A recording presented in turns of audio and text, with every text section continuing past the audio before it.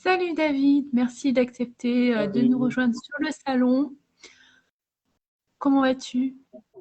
Ça va bien. Je vois qu'il y a il y a la petite insigne live qui, je pense pas, qui était inscrit la dernière fois, donc c'est sûrement un bon signe. Ouais, je pense que Ah, franchement, je ne sais ça pas ce qui doit s'est passé, mais je pense que ça doit être un bon signe, ça doit se diffuser. être super. Parce qu'on avait déjà fait un salon où on voulait vous présenter les avantages de découvrir la Dalmatie du Nord et surtout la destination dans laquelle habite David, qui est Pakostan. Et en fait, ça ne s'est pas enregistré la dernière fois, donc on refait ça. Ça sera encore mieux. Donc voilà. C'est bon, là, ça se diffuse, donc on peut Allez, tant mieux. lancer le salon. Merci à ceux qui vont venir découvrir un peu la région de Dalmatie du Nord, parce que c'est une magnifique région que je recommande surtout à cette période, hein, quand il y a déjà beaucoup moins de touristes et qu'on peut profiter de l'automne qui est toujours très agréable, avec un climat assez clément. Mais je vais laisser justement le meilleur connaisseur de la Dalmatie nous expliquer pourquoi vous avez tout intérêt à choisir sa région pour vos vacances. Je te laisse la parole. Merci à toi et merci pour m'avoir invité à ce salon. Donc, le thème, c'est un peu justement l'arrière-saison et pourquoi venir visiter la Dalmatie au mois de septembre et octobre, parce qu'il y a encore pas mal de beaux jours et de choses à faire justement en automne ici. Donc, on peut peut-être parler des, euh, des avantages principaux, c'est-à-dire qu'il y a quand même beaucoup moins de monde là, ces dernières années. Malgré le Covid, on a eu quand même pas mal de monde en juillet et en août. Et il y a des endroits, un peu les hauts lieux touristiques en Croatie commencent à devenir, qui sont vraiment bondés. Donc là, ça fait, on respire déjà un peu de voir moins de monde. Donc ça, c'est une chose. Le temps, il est toujours bon. La mer, elle s'est un petit peu rafraîchie, mais c'est tout à fait encore possible d'aller se mettre à l'eau, nager, faire du snorkeling, profiter de faire des activités nautiques comme du kayak, de la voile ou de la plongée. Hors saison, les prix sont moins chers aussi à la location. Si vous à location chez l'habitant, en prix d'arrière-saison, louer une voiture, c'est aussi moins cher.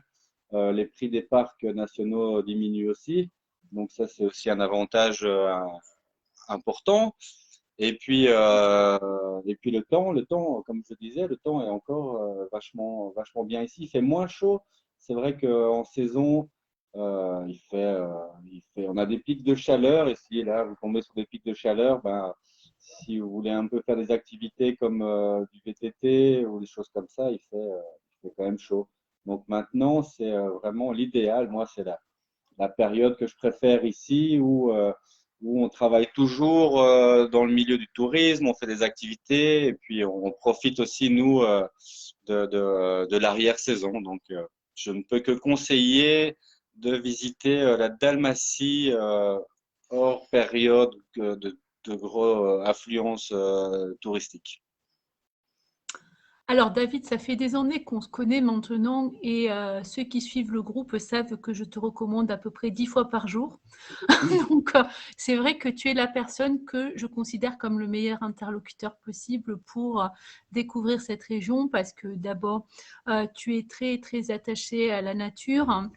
Donc tu la connais bien, tu connais plein de lieux justement qui sortent des destinations touristiques habituelles et tu es aussi un très bon interlocuteur pour faire aimer ta région. Tout le monde n'est pas comme ça, hein. Il y a des personnes qui vivent en effet de l'activité touristique mais qui ne sont pas aussi attachées, aussi tournées pour essayer de faire aimer la région. Donc toi tu es basé à Pakostan qui est un village entre Zadar et Šibenik. C'est ça. Quel est l'intérêt, selon toi, de choisir un village plutôt que d'aller dans l'une de ces villes qui, normalement, devraient être évidentes pour la majorité des touristes qui vont vouloir découvrir la Dalmatie et qui vont penser que Zadar et Šibenik, c'est quand même mieux que Pakostan. Qu'est-ce qui ferait pour toi qu'il faut choisir cette destination qui est la tienne?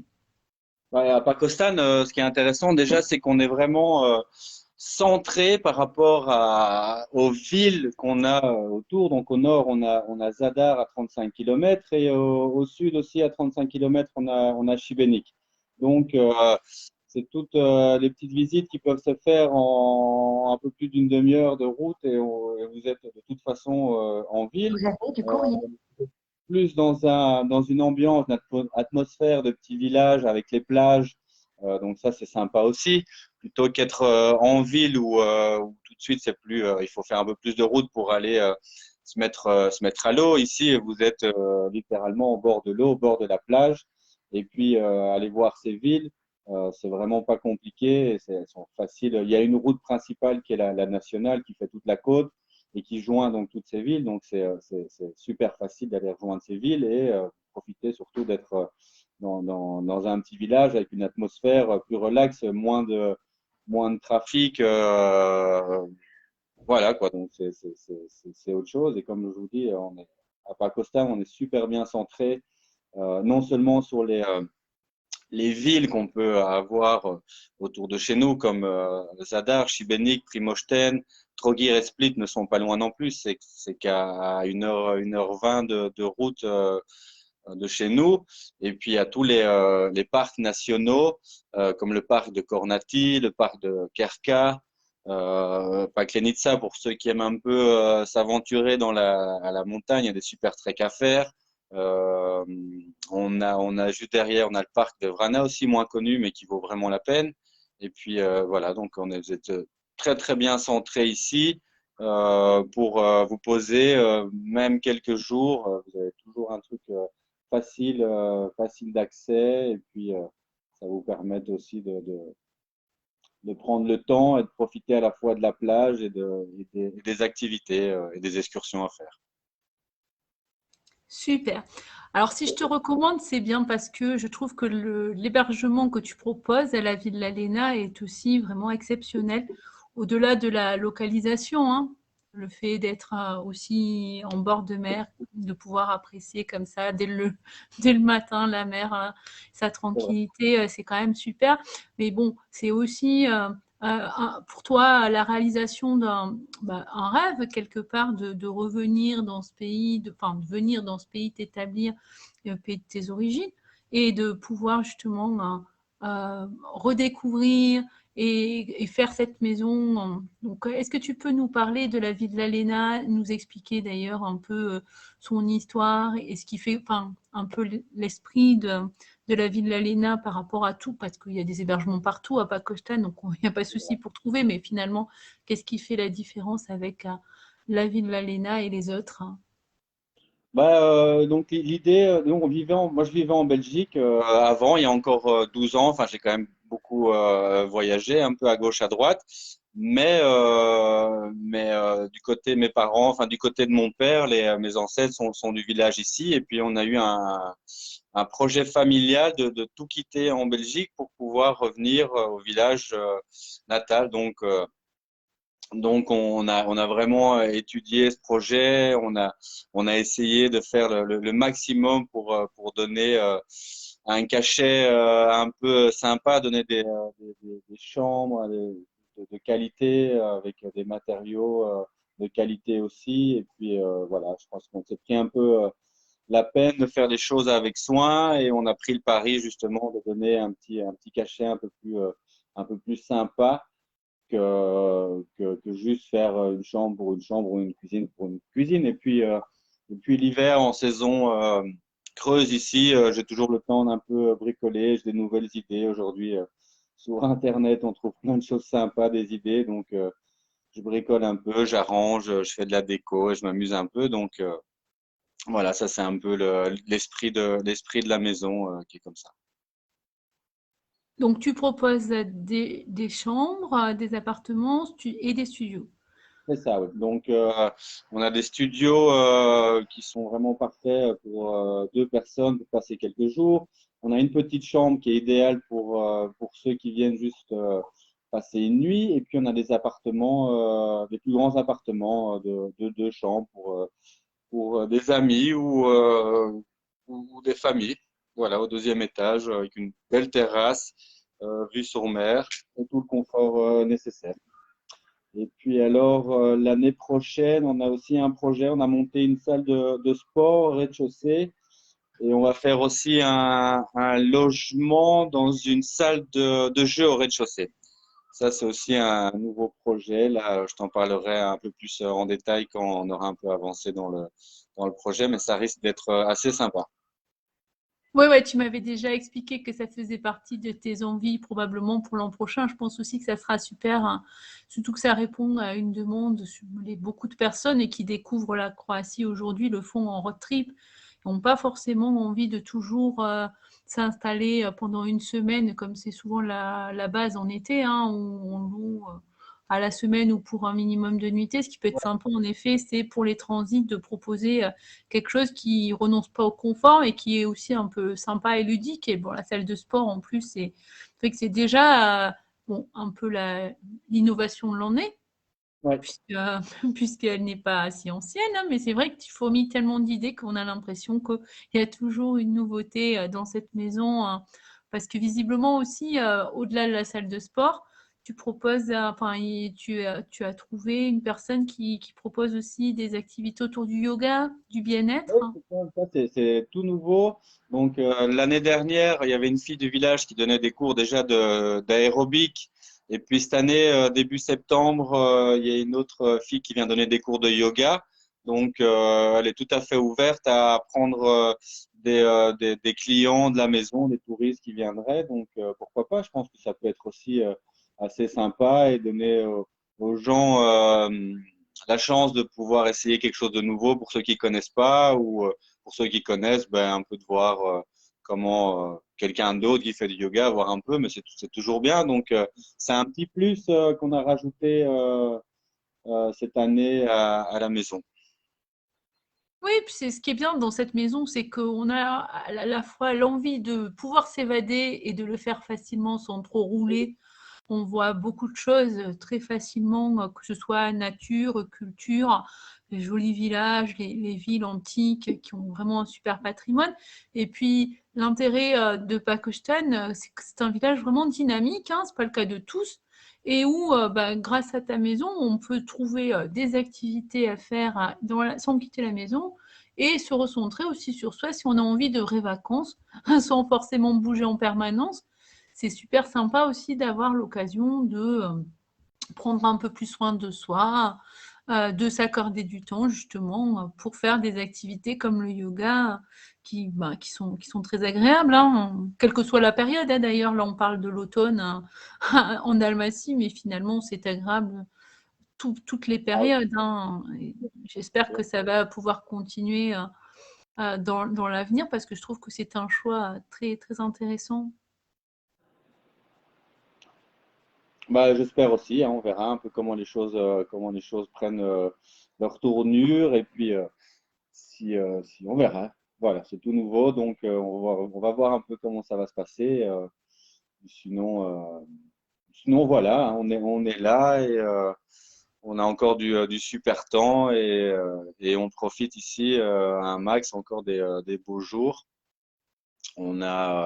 J'ai des amis bretons là qui ont une école de voile. Donc hier, je suis parti encore donner des cours de voile sur un petit voilier. C'était vraiment super hein, d'être sur l'eau. Là, il n'y a pas beaucoup de bateaux, des conditions idéales, donc c'était assez sympa. Demain matin, je refais une sortie pour aller voir les dauphins. Là, donc on a une île qui s'appelle Vergada, qui est pas trop loin, juste en face du village, et on trouve pas mal de dauphins derrière. Donc on va aller un peu se balader en bateau. Je prends le petit déjeuner, café, thé, les croissants, et on se fait un petit tour, une petite balade en bateau. Et puis on se mettra dans une petite baie avec le matériel de snorkeling pour un peu regarder ce qu'il y a dans l'eau. Voilà, ça c'est le programme de demain matin, une petite sortie avec les clients de la maison. Là, ça risque d'être assez sympa. Oui, parce que tu es le même David dont je parle souvent et qui propose le petit déjeuner avec les dauphins. Alors, c'est une activité qui, en général, plaît beaucoup aux membres du groupe, hein, qui ont considéré souvent que c'était leur meilleur souvenir de vacances. Et pendant tout l'été, on a eu des retours d'expérience dans ce sens. Et c'est vrai que c'est aussi important de se rappeler que même si on doit découvrir les sites incontournables et que, surtout avec la localisation de Pakostan, à la proximité de Split, Zadar, Plitvice, c'est évident qu'on va aller vers ces lieux, mais souvent on néglige un peu les activités, les moments simples et conviviaux comme ceux que toi tu proposes justement, ces excursions qui sont pas très longues, hein, le matin, pendant 4 heures, hein, qui permettent de vivre des moments finalement de convivialité parce qu'on profite de découvrir avec toi justement la mer, cet archipel de Pakostan qui n'est pas très connu, hein, comme tu disais, c'est pas l'île à laquelle les touristes pensent spontanément et grâce à toi finalement ils vont la découvrir et l'apprécier. Faire du snorkeling parce que tu es passionné aussi, hein, par la nature, je disais, mais par la mer en particulier. Donc, le snorkeling, la plongée, c'est quelque chose qui est important pour toi. Et donc, tu confirmes en effet que vous pouvez passer pendant cette excursion, vous découvrez les dauphins en espérant qu'ils se montrent, mais en général, vous avez de la chance. Ils se montrent assez souvent le matin, hein. Et C'est ça. ensuite, vous allez découvrir donc l'île de Vergada. On a une île, oui, alors il y a un petit village sur l'île et puis on se fait la petite balade. J'explique un peu le passé de l'île qui a une histoire quand même assez intéressante et puis la situation actuelle, la manière dont les gens vivent aujourd'hui. Et alors on termine sur le panorama en haut du village là, qui nous donne une superbe vue sur toutes les îles et les alentours et la mer. Voilà, donc c'est un petit moment sympa en comité restreint, maximum 8 personnes sur le bateau. Donc je veux vraiment pas plus pour garder un peu cet esprit convivial des sorties en bateau qu'on peut faire ensemble. Alors ça, tu le fais pendant toute la saison entre le printemps et l'automne. Et il doit y avoir quand même des petites limites par rapport à cette saison. Le mois d'octobre, comme tu disais, il y a quand même moins de touristes. Donc, comment ça se passe par rapport si quelqu'un souhaite réserver? Quelles sont les conditions actuelles, hein, pour Ouais, bénéficier de pour cette excursion? minimum de trois personnes pour faire la sortie. Alors, généralement, j'arrive toujours à trouver, si jamais j'ai que deux personnes, comme aujourd'hui, là, encore des clients là, qui passent par Ideos, qui viennent passer la nuit, là, je les attends.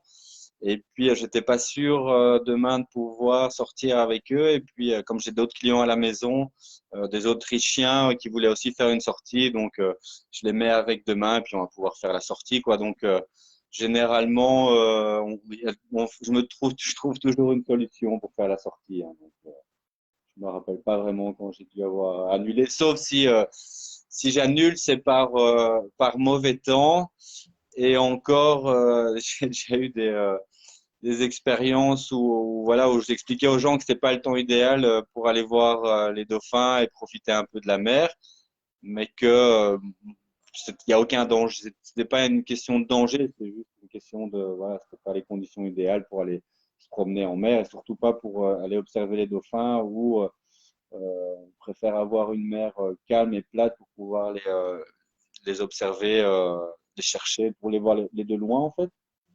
Mais bon, ces gens étaient prêts pour un peu d'aventure en adrénaline, on va dire. Et puis on est quand même sortis en bateau et on s'est tous bien marrés. Donc voilà, il y a toujours, on trouve toujours son compte pour sortir, hein.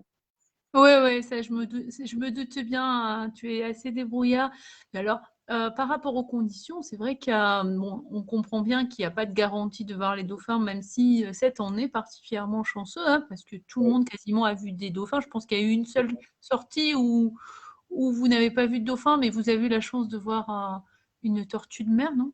Me ouais, semble. ça c'est non, j'ai eu trois fois depuis vraiment toute la saison. On est sorti quand même pas mal de fois. Trois fois, j'ai pas vu les dauphins et une fois dans ces trois fois là, en rentrant, on a vu une petite tortue là qui est c'est vraiment rare d'en trouver. Je sais qu'il y en a, j'en ai déjà vu, mais j'en vois rarement. Et puis on a eu la chance d'en voir une, donc c'était assez magique comme rencontre. Oui, Voilà. parce que la sortie, c'est vraiment l'excursion petit déjeuner avec les dauphins, c'est l'intitulé, mais il faut bien comprendre que c'est avant tout une excursion de découverte de l'environnement de Pakistan avec l'île de Vergada, la mer bien sûr, puisque en bateau on va se balader et on va espérer croiser les dauphins, faire du snorkeling, baignade pour profiter, et ensuite l'après-midi, donc tu n'accompagnes pas les personnes dans le parc de Vrana, mais tu leur conseilles de continuer leur après-midi en itinérant dans ce parc parce qu'il est tout près de Pakistan et que justement on peut découvrir une autre facette avec un lac, une réserve ornithologique. C'est pas non plus très connu, mais ça permet de faire une expérience de la nature vraiment super sur une journée. On a plein de variétés d'expériences tout en découvrant justement tous ces petits coins. Donc, tu peux nous parler un peu du parc de Vrana? Ouais, alors pour ceux qui sont motivés pour aller voir un peu autre chose que le bord de mer, on a un lac d'eau, donc c'est un lac d'eau douce qui est vraiment, qui a la particularité d'être vraiment tout proche de la mer. Il y a même en fait des connexions souterraines entre la mer et le lac. Il y a des effets de vases communicants. Donc,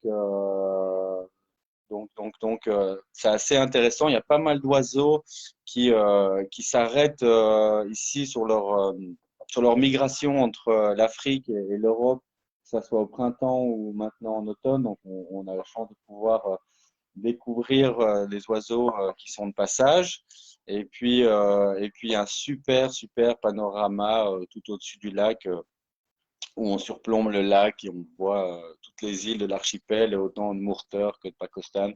Donc ça vaut vraiment le coup d'aller jeter un œil là-bas. C'est vraiment pas loin, c'est juste derrière le village. C'est une petite sortie qui est facile à faire. C'est pour ça que je laisse les gens partir et profiter individuellement à leur rythme de la sortie. Ça se fait en voiture parce que le lac fait quand même une vingtaine de kilomètres de long et il y a quelques points à visiter. Donc je leur fournis des cartes et puis s'ils veulent une paire de jumelles et un livre sur les oiseaux pour pouvoir essayer d'un peu les reconnaître et d'un peu observer les oiseaux qui sont dans le coin.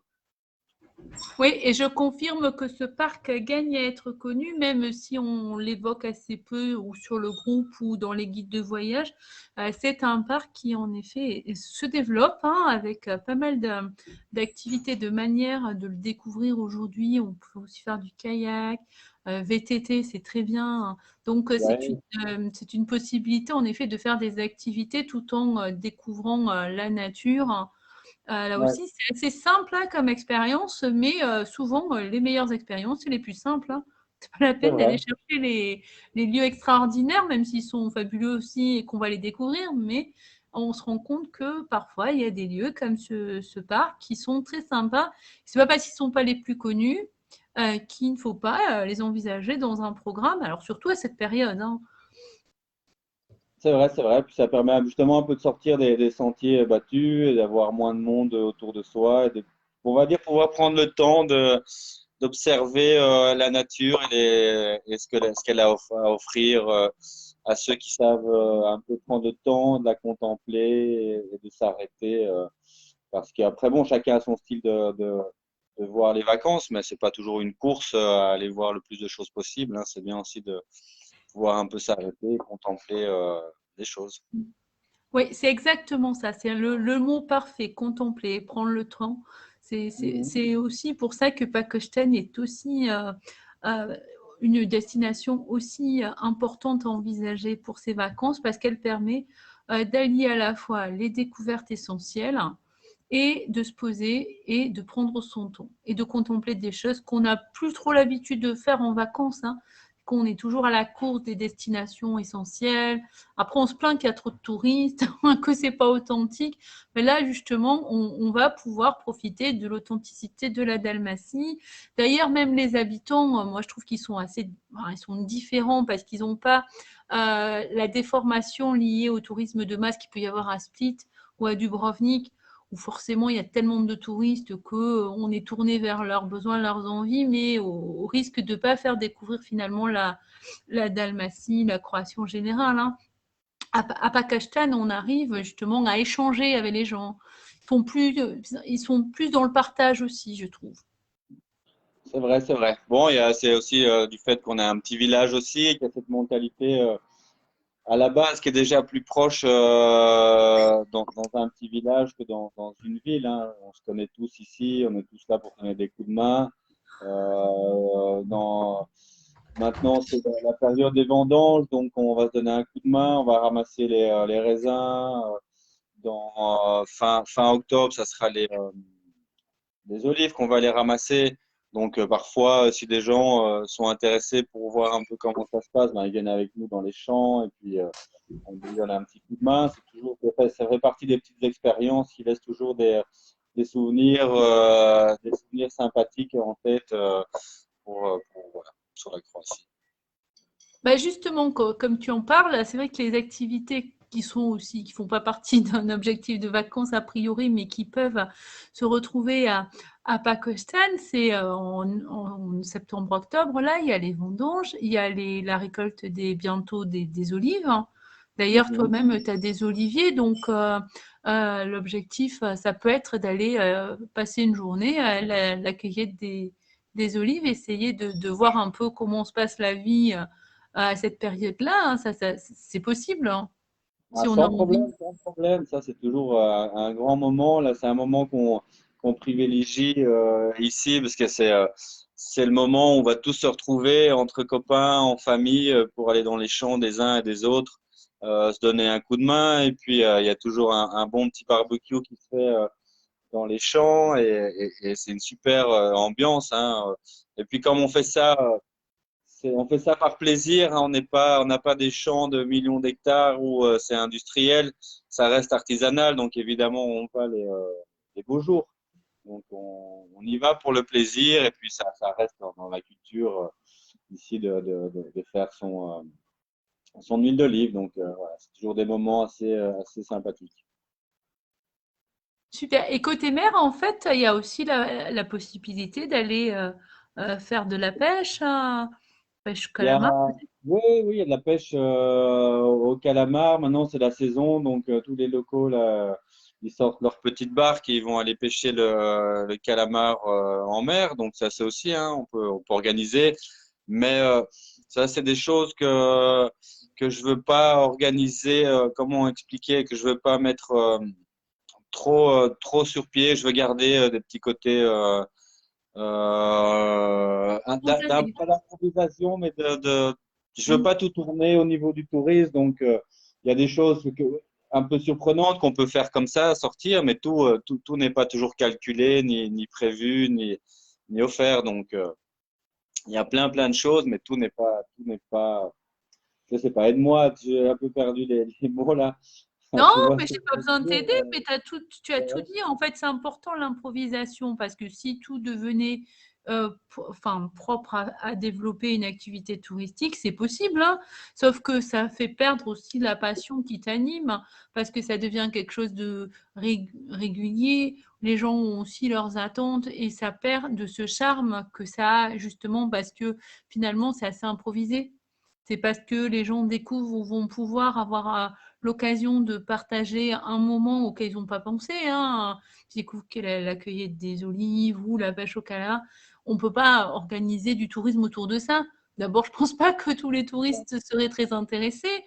Puis, ça fait partie des moments justement qui font qu'on va créer des souvenirs personnels que les autres n'auront pas. Mais parce que on va faire une rencontre, que tu vas peut-être le suggérer ou que les personnes seront curieuses de ça et que tu vas leur permettre, à leur faciliter la découverte de ces expériences. Donc, tu as tout à fait raison de fonctionner comme ça. Mhm. Ben voilà, c'est justement ça que c'est comme ça que je pense. Et puis voilà, il y a plein de choses qui se passent. C'est toujours chaque jour est différent. Il y a des rencontres différentes. Ça dépend aussi des affinités qu'on a et de ce qui se passe au moment donné, au temps donné. Et puis voilà, c'est un peu comme ça qu'on fonctionne au village. Donc il y a plein de choses qui sont prévues, calculées et orchestrées, puis on laisse quand même une part à l'improvisation, à la vie, j'ai envie de dire, quoi.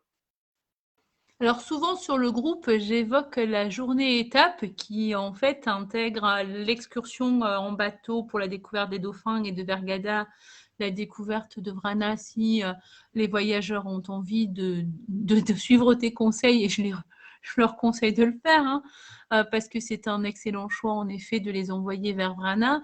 Et ensuite le coucher du soleil Kamenia qui est magnifique, qui n'a rien à envier d'autres couchers du soleil comme celui de Zadar qui est très connu aux orgues marines, mais celui-là hein, est magnifique aussi et juste derrière à Pakostan. Et éventuellement, donc la nuitée à la ville de l'Alena et peut-être, si ça leur dit, un repas d'Almat dans une konoba qui est une auberge typique qui est assez conviviale d'ailleurs parce que très populaire dans le village et c'est un très bon choix pour le côté simplicité justement et essayer de transmettre les choses de cette manière. C'est pas sophistiqué, mais justement, ce qui est bien, c'est qu'on va à l'essentiel et on comprend très bien. Donc, ça, c'est la journée étape. Hein. Mhm. Tu peux nous confirmer un peu les prix, les conditions? Donc, la journée étape qui comprend le logement, la sortie, euh, donc Vergada avec le petit déjeuner. Ensuite, il y a l'entrée du parc de Vrana et puis le repas du soir, c'est dans un petit konoba à l'extérieur où c'est des moules, sardines, un petit verre de vin blanc. Le prix pour cette journée étape, c'est à 95 € par personne. Voilà. Après, si des gens veulent un autre repas que des moules et des sardines, il y a toujours moyen de faire autre chose. Mais là, j'en vois, c'est un super restaurant qui c'est à l'extérieur, c'est super convivial, c'est un barbecue qui se fait devant vous. Et puis, ils font que ça. Donc, je commande chaleureusement, mais après, toujours moyen de faire aller sur un autre restaurant. Mais donc, ça, c'est l'étape. Euh, Après, si jamais j'ai plus de place à la maison pour vous loger, c'est aussi possible de faire uniquement la sortie en bateau. Donc ça, c'est le prix, est de 55 € par personne. Et donc pour la sortie en bateau avec le petit déjeuner avec les dauphins. Et voilà. Donc ça, c'est des possibilités qu'on a et les prix. Et 80 € sans le repas. 80 € sans le repas, oui. Si jamais sans le repas, c'est 80 €. Donc la sortie bateau avec le logement, 80 € par personne. D'accord, donc moi je vous recommande, comme d'habitude, de réfléchir à l'idée de faire une étape.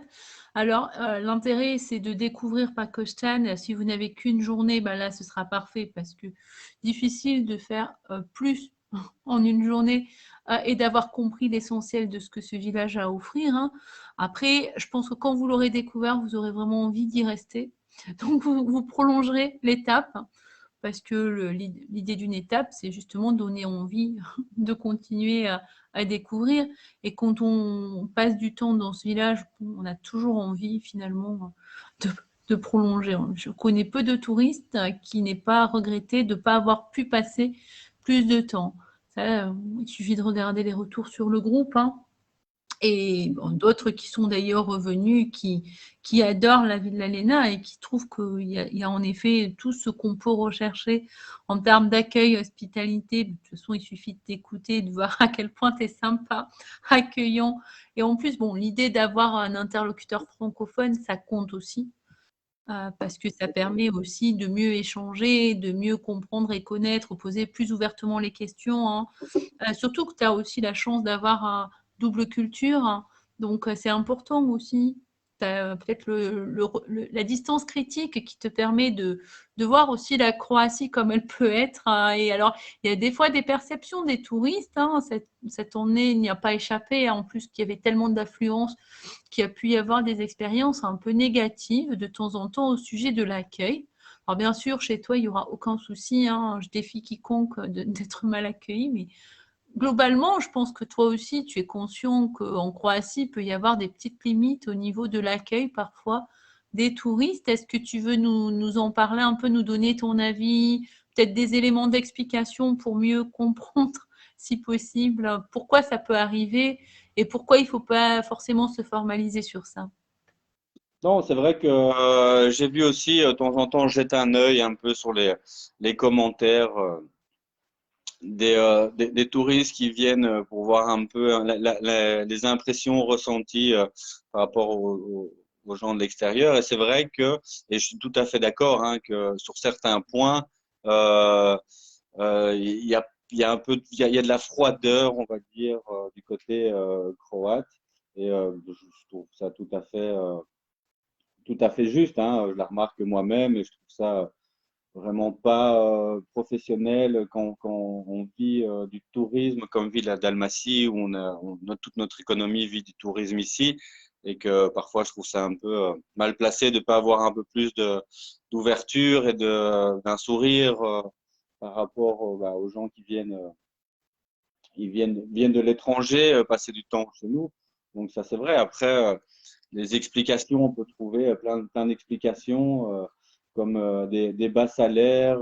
Par exemple, les gens qui travaillent dans les supermarchés, ben, oui, ils sont mal payés, les salaires sont vraiment bas. Et c'est pas seulement ça, c'est qu'ils sont en manque de main-d'œuvre, on va dire, pour travailler. Donc, c'est pas des conditions idéales de travail. Donc, ils sont sûrement pas enclins à être très ouverts et très aidants pour les gens qui viennent demander des conseils. Mais bon, c'est comme ça. Après, la saison est courte ici, donc les gens ont tendance à prendre deux, trois et plus boulot pour justement un peu combler cette courte saison sans prendre des jours de congé. Donc, fin de saison, oui, ils sont fatigués, mais de nouveau, ça n'excuse pas parfois des comportements qui peuvent être mal interprétés.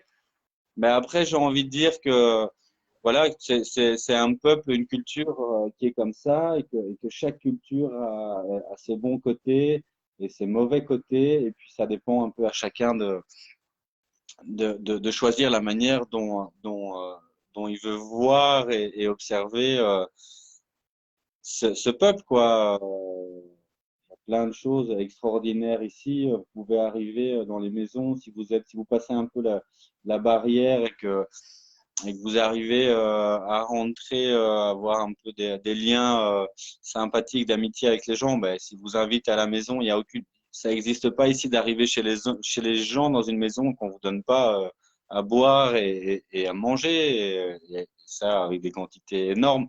Donc ça, ça se passe pas. Moi, je connais aussi en Belgique ou en France, on a aucunement un accueil de la manière dont on a un accueil ici, hein. Donc ça, c'est sûr que c'est comme ça. Après, comme je dis, c'est un peu à tout le monde. Chacun va décider s'il veut voir, comme on dit, le verre à moitié plein ou à moitié vide, hein. Donc, si vous voulez voir que les mauvais côtés des Croates, ben, vous allez en trouver. Et je suis d'accord avec vous. Il y a pas, voilà, c'est comme ça. Si vous voulez voir leurs bons côtés, vous allez les voir aussi. Et il y a des côtés extraordinaires.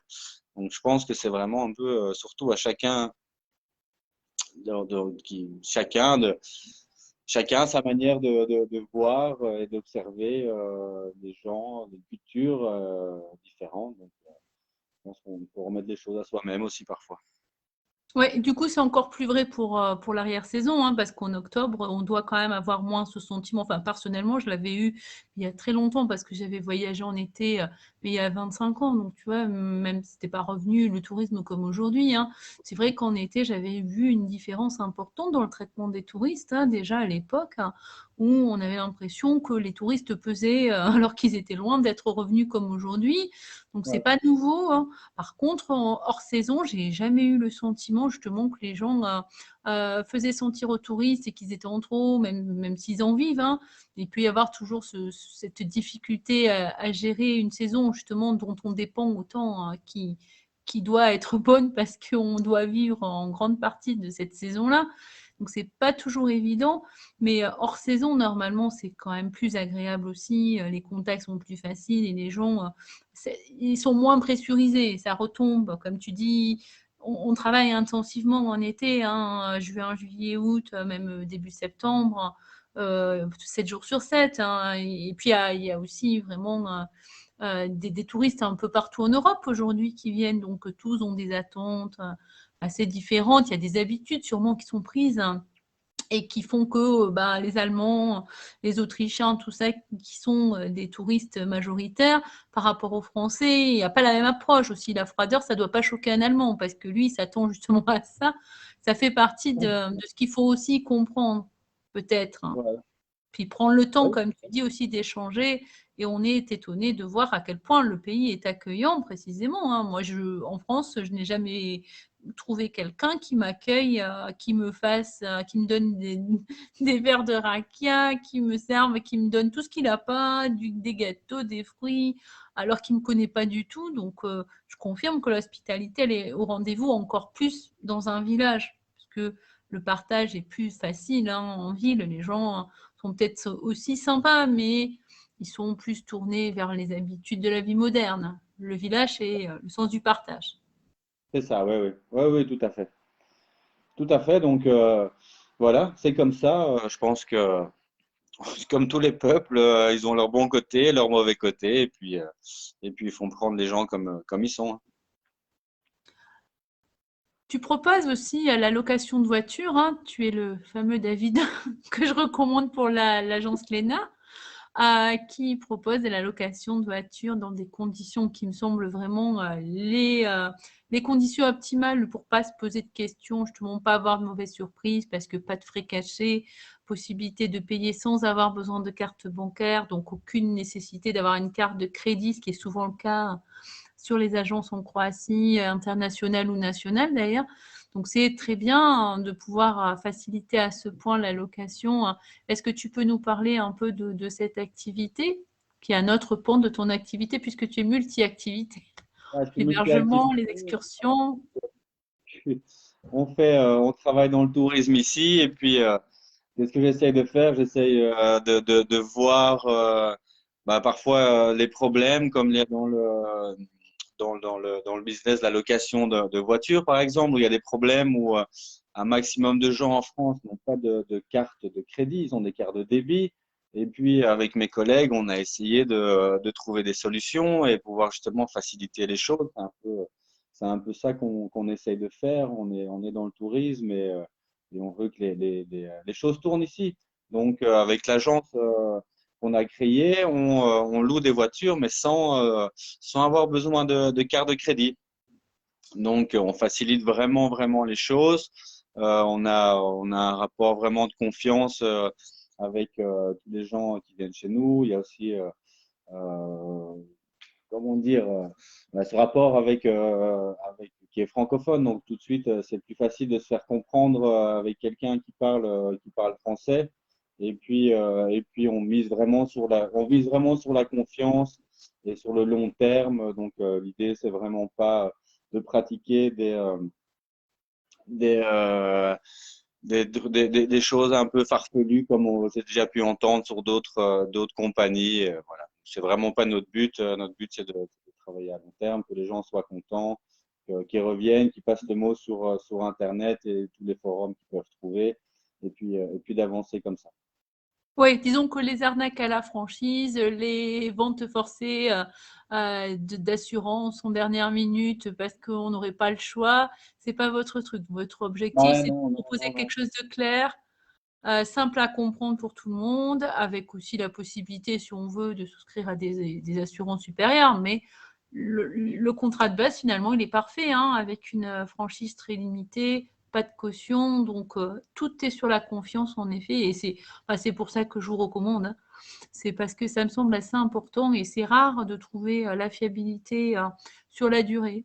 Autant on peut Non, trouver ça, des c'est sûr. interlocuteurs pertinents, mais sur la durée, c'est compliqué, je trouve, en Croatie. Et ben, je vous remercie d'exister, d'avoir cette philosophie, de comprendre qu'on peut construire la confiance que justement en considérant les touristes pas comme des porte-monnaies ambulants, mais comme des personnes qui ont des besoins auxquels il faut s'adapter et répondre, hein, et d'être là comme assistance pour justement, s'ils ont un problème, pouvoir les accompagner et que ça ne soit pas prise de tête de faire de la location de voiture. Enfin, il y a beaucoup de voyageurs qui sont toujours angoissés à l'idée de louer, qui voit tellement de mauvais retours partout sur toutes Bah les oui, oui. annonces.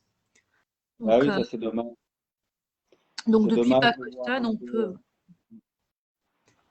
Ouais, excuse-moi, on s'est coupé. Non, non, excuse-moi, c'est moi qui t'ai coupé, donc je te laisse la parole. Non, non, mais voilà, je crois qu'on avait tout dit sur la question de la location de voiture. Alors, on va s'approcher de la conclusion parce que je sais que ton temps est précieux.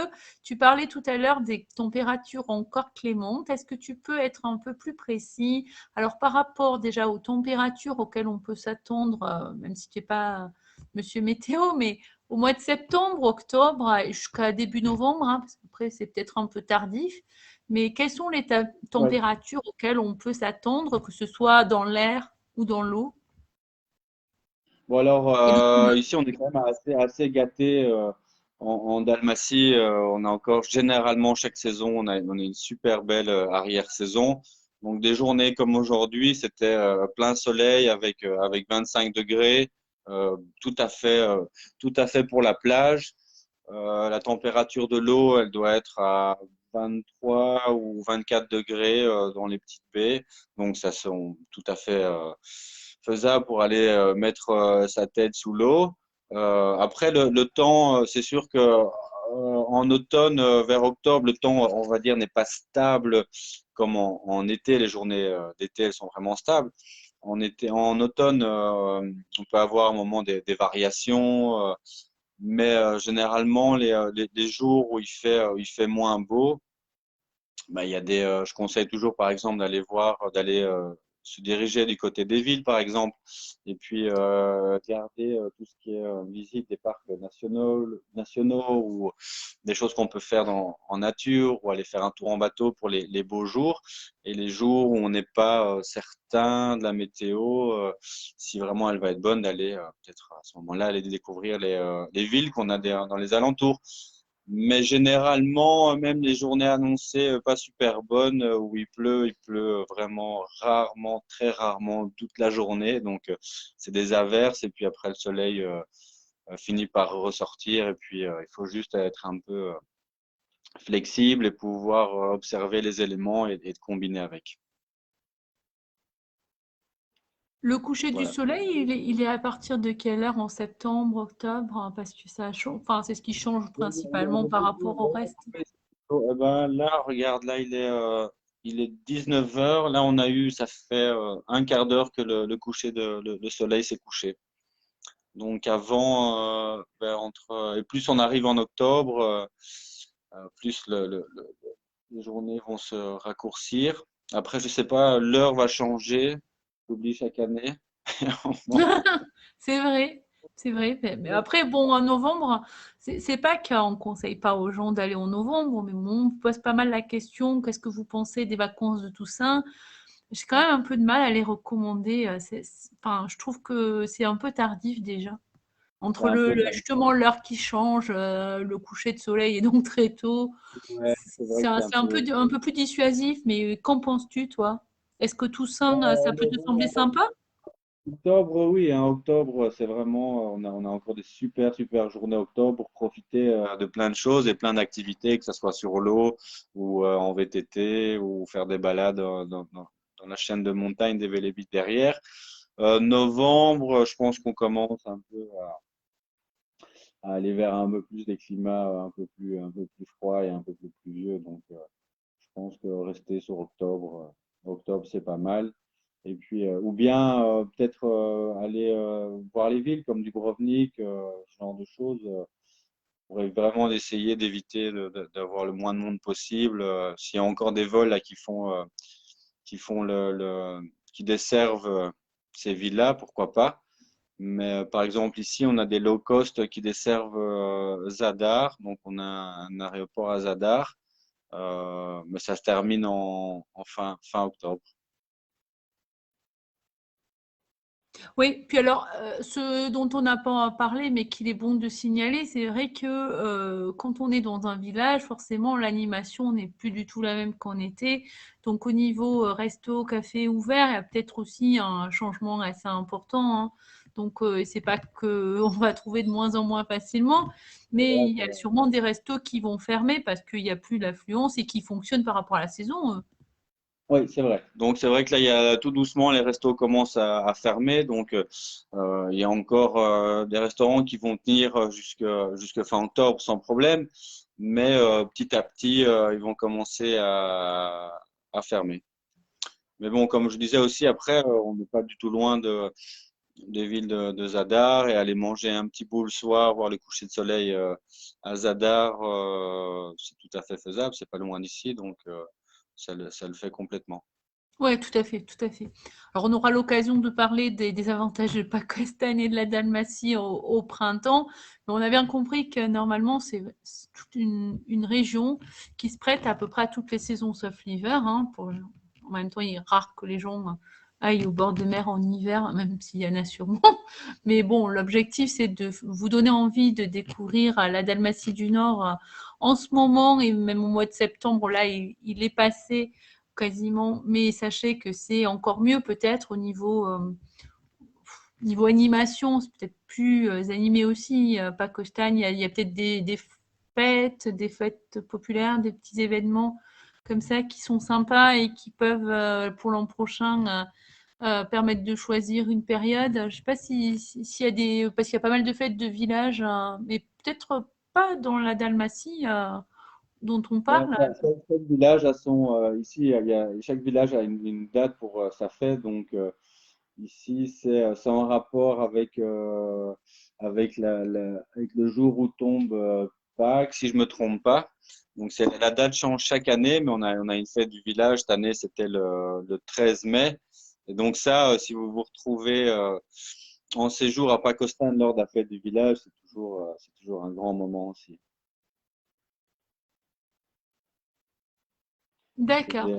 Et à cette période-là, septembre-octobre, est-ce qu'il y a des événements sympas à découvrir ou qui soient liés, je sais pas, à la gastronomie ou à des activités, peut-être qu'il y a des courses de voile, je sais pas, Ouais, ce genre non. d'événements? Qu'est-ce qu'ils font maintenant? Ils sont un peu. C'est vrai qu'il manque un peu, je trouve, d'événements là. Il y a des courses de vélo là qu'ils ont fait le week-end dernier. Ils ont organisé une petite course de VTT là autour du lac. Mais là, je vois rien en prévision. Non. Sauf si je me trompe, mais là, c'est vrai que c'est un peu tombé. Ça manque justement de relancer un peu des événements ou quelque chose un peu pour un peu agrémenter l'arrière-saison, ce serait pas mal. Ou, attends, je dis des bêtises, dimanche dernier, justement, au point de vue au-dessus du lac, ils ont fait il y a toute une animation autour de la gastronomie et des jeux.